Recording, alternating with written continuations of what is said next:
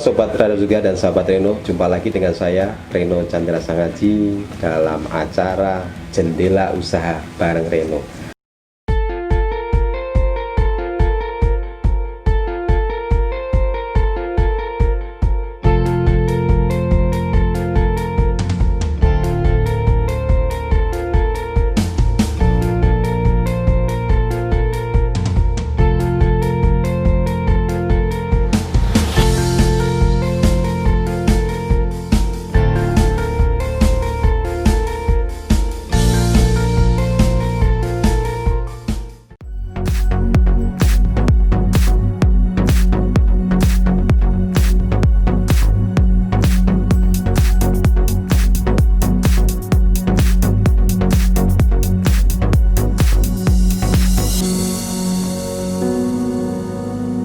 Kali ini kita akan melihat usaha yang ada di daerah Purwomarta nih.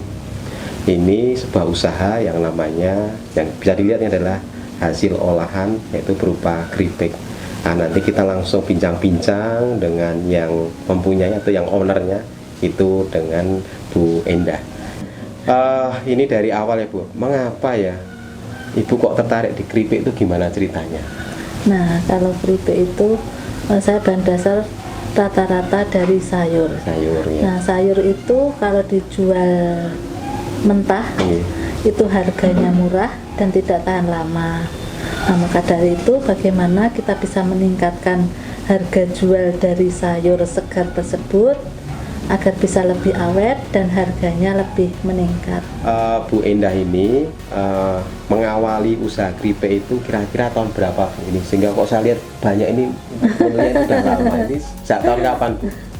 Saya sebetulnya usaha mulai tahun 2000 Pak. 2000 ya. Jadi hanya saja saya dulu dari kue kering.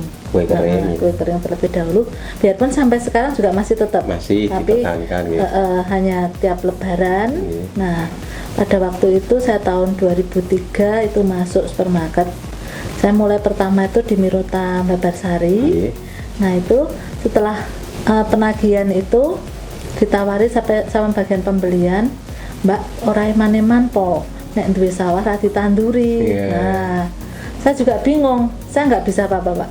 Saya benar-benar nggak bisa olahan apa-apa selain itu. Nah, akhirnya kok apa yo eman-eman. Nah, akhirnya saya mencoba. Akhirnya awal itu saya goreng emping jagung Pak. Emping jagung ya, emping jagung. Emping jagung itu hanya saya goreng, saya kemas, akhirnya saya pasarkan. Nah, itu kok laku. Nah, akhirnya mencoba lagi keripik bayam.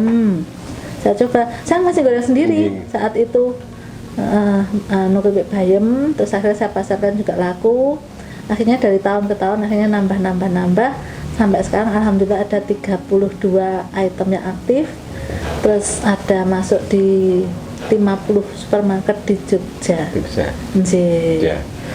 Kemudian Ibu, ini ada bentuk frozen ya, beku ya. Ini apa Bu yang beku di sini? Nah, kalau itu bakso ayam. Bakso ayam ya. Itu bakso ayam frozen. Frozennya ini juga dari Intan tadi Bu ya. Nah, itu anak saya Intan. Terus ini yang di luar keripik tadi ini ada brownies. Ya. Itu pun juga brownies Intan. Selain keripik-keripik sekarang sudah ada varian lagi kue ya ini Bu. Dan juga ada tadi ini bakso. Baik Bu. Jadi selama hampir 20 tahun berusaha itu, tentunya Ibu, saya yakin ada kendalanya. Kendala utamanya apa Bu dari awal sampai saat ini? Ya. Macam-macam Pak kendalanya itu. Mulai dari bahan baku. Bahan baku itu kan kadang-kadang panen, kadang-kadang enggak. Kayak jamur itu kalau musim panas itu sulit. Kalau musim hujan jamurnya basah. Nah, bagaimana kita pintar-pintar bisa mengolahnya. Terus harga bahan baku itu pun juga begitu. Bisa pare itu sampai 10.000, tapi bisa juga sampai 2.000. hanya cuma 2.000 Nah, saya juga produksi peyek lombok rawit, peyek lombok hijau itu ada. Kalau pas mahal jadi repot juga Bu ya. Tapi biarpun mahal murah tetap produksi. Tetap produksi ya Bu ya. Karena untuk pelanggan Bu ya. Permintaan pasar. Kalau tenaga kerja alhamdulillah di tempat saya itu nggak ganti-ganti Pak. Nggih. 20 tahun itu saya baru ganti 3 orang. Itu pun karena terpaksa sekali. Dia harus pulang ke Medan yang pertama, yang kedua itu anaknya prematur, terus harus ngopeni anaknya, terus yang ketiga sampai sekarang. Jadi lama-lama sampai 20 tahun ya. Baik, jadi sekarang berapa Bu jumlah? Cuma 3 orang. 3 orang ya. Ya, di masa pandemi ini apakah mereka juga tetap bekerja atau tetap dirumahkan atau bagaimana Bu? Karena ini mungkin pas pandemi itu berkurang Bu ya? Atau tetap Bu jumlah produksinya Bu pas pandemi ini?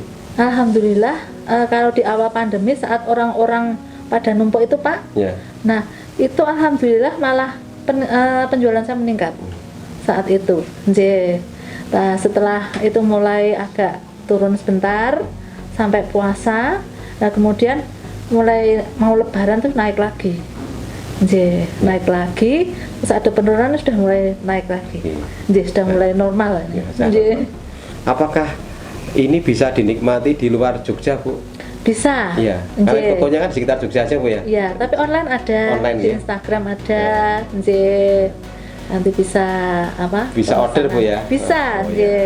Kan pemerintah ini juga maunya namanya dinas ya, dinas yang mengampu mungkin perindustrian, dinas koperasi lah. Sejauh mana harapan Ibu dan sekarang yang dilakukan oleh dinas ini, apakah sudah maksimal atau perlu masukan dari Ibu untuk pengusaha-pengusaha UMKM seperti Ibu ini? Nah itu kami memang perlu pendampingan lebih jauh lagi terutama masalah promosi. Semoga kami bisa diajak untuk pameran-pameran, jadi kita bisa memperkenalkan keluar daerah, apalagi keluar negeri, siapa tahu nanti bisa difasilitasi oleh dinas. Jadi kita bisa memperkenalkan, semakin melebarkan, jadi nanti kita bisa mengikuti pangsa pasar mereka. Jadi bagaimana kita nanti berinovasi dengan produk yang kita punya, sehingga di pasar mereka kita bisa masuk, seperti itu. Harapannya ini bisa dinikmati saudara-saudara kita yang ada di luar negeri, ya Bu ya, diekspor. Artinya itu butuh campur tangan dari pemerintah, bagaimana memfasilitasi UMKM ini supaya mereka bisa produknya dipasarkan. Ya, ini perlu bantuan dari pemerintah. Jadi salah satu yang diharapkan yaitu mudah-mudahan pemerintah nanti mempunyai cara ya bagaimana mempromosikan ini sampai ke luar negeri. Bu, saya mau tanya, ini pangsa pasarnya selain di Jogja itu di mana saja Bu tadi? Kalau sekarang ini di Jakarta, Bandung, Semarang, Surabaya, Kediri itu sudah rutin Pak. Jadi dulu mereka itu lihat dari web, sini, dari web dulu, pas ke Jogja akhirnya mampir, dan kemudian kita nego-nego, cocok, akhirnya dia bawa terlebih dahulu, dipasarkan ke sana, terus sekarang sudah rutin. Jadi sesuai permintaan mereka kita kirim. Kemudian Ibu ini kan sebenarnya punya ilmu ya, punya keahlian karena sudah 20 tahun menekuni hal seperti ini. Apakah Ibu juga istilahnya berbagi ilmu dengan yang lainnya Bu? Pernah Bu ya? Misalnya diminta oleh dinas atau apa Bu? Gimana Bu? Pernah nggak kita? Alhamdulillah saya dipercaya oleh Dinas Perindustrian dan Perdagangan Kabupaten Sleman itu semenjak tahun 2007. Jadi kita sama-sama untuk bertukar pengalaman Pak di kelompok-kelompok, itu di desa-desa itu rata-rata per kelompok itu 20-30 orang. Nah itu saya sudah keliling dari pojok timur itu Nawung sampai pojok utara, Pakem, Kaliurang, itu sudah semuanya. Alhamdulillah. Guys, ini tadi kita sudah mendapatkan ilmu ya, ilmu yang tidak ternilai harganya, karena Ibu seperti Bu Endah ini yang mempunyai usaha keripik ini sudah bisa bertahan 20 tahun, itu artinya karena mempunyai niat dan mempunyai motivasi, kemudian yakin bahwa ini bisa menghidupi ya rumah tangga, menghidupi orang sekitarnya, dan ini sebuah inovasi yang selalu tiada henti karena berbagai macam produk yang dihasilkan. Bu Indah, saya ucapkan terima kasih ya karena sudah diberikan waktu bisa berbagi dengan Sobat Radar Jogja dan sahabat Reno tentang usaha Bu Indah ini. Kemudian kami mendoakan nanti usahanya ini juga tambah maju. Amin. Dan tadi yang diinginkan bagaimana bisa dinikmati oleh saudara kita yang di luar negeri, artinya ekspor. Nah, mudah-mudahan pemerintah juga bisa istilahnya mengambil peran bagaimana UMKM yang sudah maju ini difasilitasi lagi supaya mendapatkan pangsa pasar bisa di luar negeri. Oke guys, saatnya kita usai acara ini dan saya akan mendatangi usaha-usaha guys yang ada di Sleman, Jogja dan sekitarnya. Tunggu kehadiran saya, Reno Chandra Sangaji. Sampai jumpa di waktu dan tempat yang lain.